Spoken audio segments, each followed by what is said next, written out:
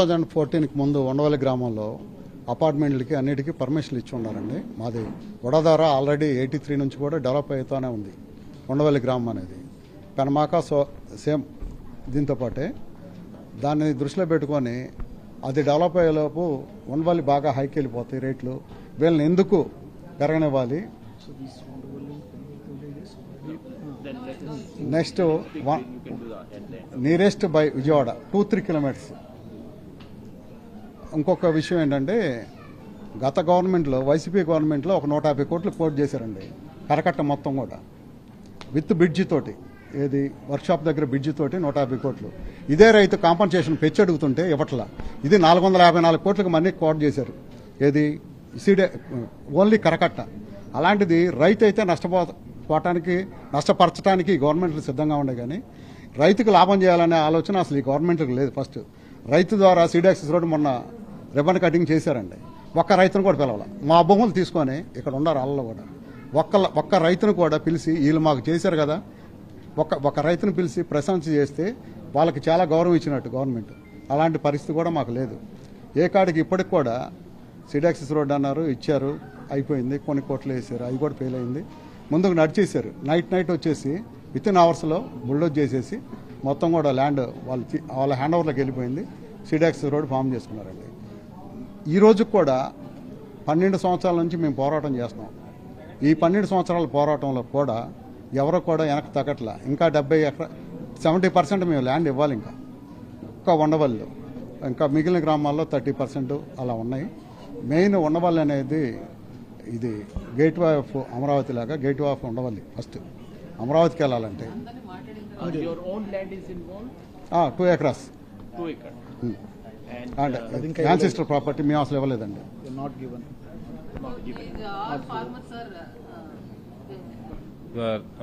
ఇంత సారవంతమైన భూమిని రాజధానికని ప్రకటించి వాళ్ళు లాక్కోవాలని చూస్తున్నారు. మేము ఫస్ట్ నుంచి 12 సంవత్సరాల నుంచి వ్యతిరేకిస్తున్నాం.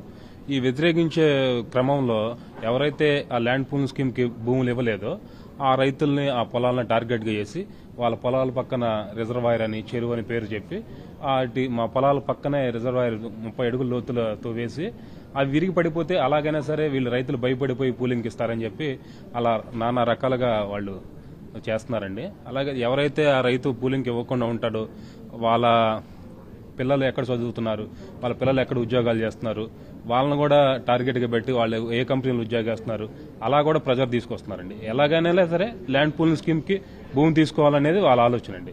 మేమేమంటున్నాం అంటే 3 పంటల పండే సారవంతమైన భూమిని ఇది తీసుకోకండి. డ్రై ల్యాండ్ చాలా ఉంది. ఆల్రెడీ 50,000 ఎకరాలు సేకరించారు. ఆ సేకరించిన దాంట్లో కట్టుకోమని మేము చెబుతున్నాం. ఇక్కడ 2 ఉండేవి సార్. ఒకటి ల్యాండ్ ఎక్విజేషన్, ఒకటి ల్యాండ్ పూలింగ్. ఒకటి సార్ పూలింగ్లో వచ్చేటప్పటికి ప్రతి వాళ్ళను కూడా పూలింగ్కే పిలుస్తుంది గవర్నమెంట్. ఎక్విజేషన్కి వెళ్ళనివ్వట్లేదు. ఈ పూలింగ్ వచ్చేటప్పటికి రైతులకి అనుకూలమైన చట్టం కాదు సార్. అనుకూలమైన వ్యవహారం లేదు. ఈ అనుకూలమైన 1-2 కూడా పాయింట్లో కూడా ఆ ప్రభుత్వం ఎగ్జాంపుల్ చెప్పాలంటే ప్లాట్ డెవలప్ చేసి 3 సంవత్సరాల్లో తిరిగి మీ ప్లాట్ డెవలప్ చేసిస్తామని చెప్పింది సార్. అది 12 సంవత్సరాలైనా కూడా తిరిగి ఇవ్వలేదు. అంటే ఇచ్చిన పూలింగ్ రైతుకి ఇంతవరకు ఎవరికి ఇవ్వలేదు. మేము ఇప్పుడు కూడా పూలింగ్కి ఇస్తామంటే డెవలప్ చేసిన ప్లాట్ ఏమని చూపించండి, మేము పూలింగ్ ఇచ్చేస్తామని చెప్పేసి అంటున్నామండి. 15 సంవత్సరాల కవులు రాదు ఇప్పుడు ఇచ్చినా కూడా. ఎక్విజేషన్ చేశారు. 2016లో ఎక్విజేషన్ చేశారు. ఎక్విజేషన్ సంబంధించిన ఖర్చులు అవన్నీ కూడా నష్టపోయాము. రైతులు 12 సంవత్సరాల పంటలు కూడా పండిలేకపోయారు. ఒకటి. ఇంకోటి వచ్చేటప్పటికి బ్యాంకు లోన్లు కానీ లేదంటే సంబంధించిన ఐటమ్స్ కూడా ఏమి ఇవ్వలేదు. ఇన్ని నష్టపోయినా మేము ఓన్లీ డెవలప్ చేసిన ప్లాట్ మాత్రమే అడుగుతున్నామండి. ఆ ప్లాట్ కూడా ప్రభుత్వం డెవలప్ చేసి ఇస్తానని కనీసం కూడా చెప్పట్లేదండి. అది ఆ ల్యాండ్ పూలింగ్లో మూసిపోయిందండి. దారి మూసిపోయింది. అది ఆ దారి మూసిపోవడం వలన మేము పూలింగ్కి ఇవ్వలేదండి. ఆ ఇవ్వపోవటం వలన ఇవ్వన్న వ్యక్తులందరికీ ల్యాండ్ ఎక్విజేషన్ నోటిఫికేషన్ పంపించారు సార్. అది సుమారుగా 2-3 నెలల నుంచి జరుగుతుంది. అది ఎక్విజేషన్లో కూడా ఇప్పుడు ఏదో పెద్దలు చెప్తున్నట్టుగా SI అని రిపోర్ట్స్ అయ్యి అది జరగట్లేదు. రైతులు మీమాంసలు అంటే భయపడిపోయి ఉన్న సిచ్యువేషన్లో ఈ సిచ్యువేషన్ భయపడిపోయి ల్యాండ్ పూలింగ్కి ఇచ్చేస్తున్నారు సార్ అది. Was fighting with the government of Andhra Pradesh from last 8 months. They gave a primary notification January 2026 without any substantial documents attached with that requisition forms. So we challenged them in court of law, and that man who is supposed to be LAO, he acts as both as the LPS officer.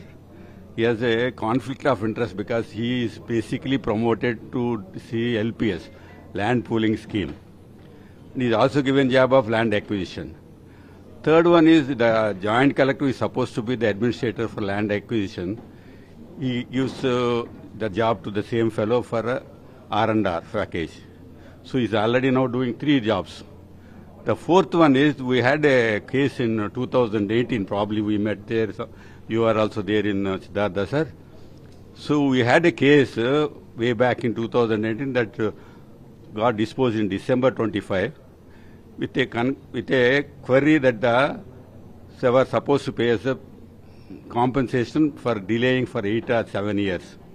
The judge has given a stating that he has given us 2 weeks to apply to the district collector for the compensation, not for the land, for delay. Then we were given 2 months time, the district collector was given 2 months time to clear our dues. This is 8 months, sir. Not even a single letter from the district collector, not anybody. So we wanted to go for a contempt of court. But meanwhile, we have been getting number of requisitions from the government. Undavali has 5 requisitions for land, 5. The first one is the one that goes supposed to be the seed access road, as if there is no seed or seed access road in APCRD Act. Access can be from any side, whether it is north, south, west or east. But they probably wanted to give some name to that and they said seed access road. Without even following the due process, they have entered my land. Because they have fixed up a date of August 13th where the seed access road will be opened. So they forced us on 11th itself. And 11th of July, with a lot of 200 people, police personnel, they remember I never objected physically. I did not want to go and fight with them. But I am still fighting in the High Court of Andhra Pradesh. I have 5 cases filed against the government of Andhra Pradesh and APCRD. What I found the lacuna was once you give a preliminary notification, the 60 days period is there, you are supposed to give your objections. Nobody gives answers for your objections. The answers will be given when there is an inquiry on 15.2, what we call section 15.2. There he will not take any other objection except the one that was given in the papers. And no answer from the district collector. Then the LAO will say, no, not this, not that, not that. And finally, when go for the 19 one, that is draft notification, they will give some reasons. So one of the reasons they gave is that we will not widen the flood bank. Because we are not widening flood bank, so we need a seed access road. After finishing seed access road, now they are widening the flood bank. It's always avoid direct legal tangle with the this thing, and I should not tell it in public thing. You know how the courts work.